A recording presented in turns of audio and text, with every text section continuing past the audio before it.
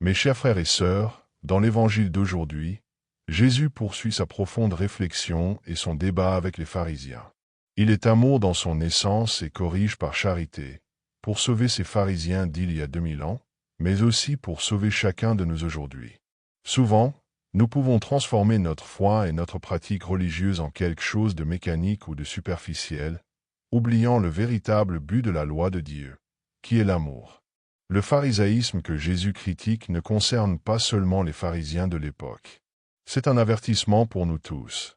Nous pouvons devenir esclaves des règles, des rituels et des détails extérieurs, et oublier l'essentiel.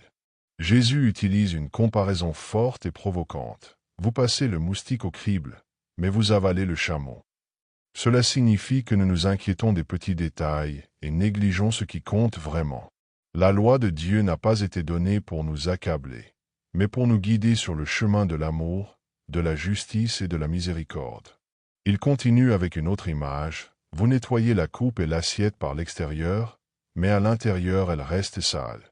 Il ne suffit pas de montrer une apparence de sainteté ou d'accomplir des rituels religieux si le cœur n'est pas réellement transformé. Dieu désire que l'amour jaillisse du cœur. Notre foi doit être vivante et active, non simplement formelle. Lorsque la pratique religieuse devient un rituel vide, nous risquons de tomber dans l'hypocrisie et le moralisme lourd. Regardons nos propres vies.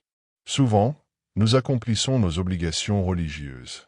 Nous prions le rosaire, assistons à la messe, communions, célébrons la liturgie des heures.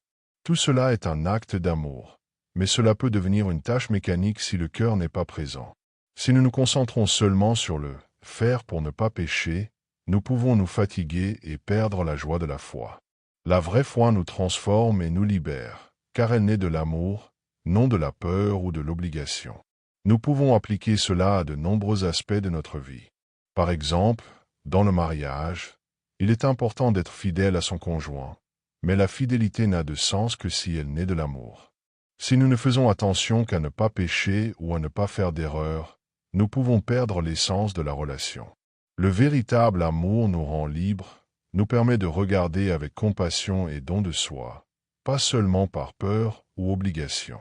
Jésus nous enseigne que toute morale, toute loi et toute pratique religieuse ont de la valeur lorsqu'elles naissent de l'amour. Chaque geste, chaque petite action devient une expression d'amour. Quand l'amour est absent, même les actes les plus corrects peuvent devenir vides, lourds et dénués de sens. Le défi qu'il nous présente est de concentrer notre vie, notre cœur, notre esprit et nos actions sur l'amour. Ce véritable amour se manifeste par la patience, la charité, la compassion et la recherche de la justice. Ainsi, frères et sœurs, demandons à Dieu la grâce d'aimer vraiment, de ne pas nous perdre dans des détails superficiels, mais de garder le cœur pur et livré.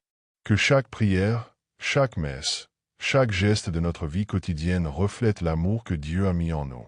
Que notre foi soit vivante, intérieure, et que nos œuvres extérieures expriment naturellement cet amour. Que Dieu vous bénisse.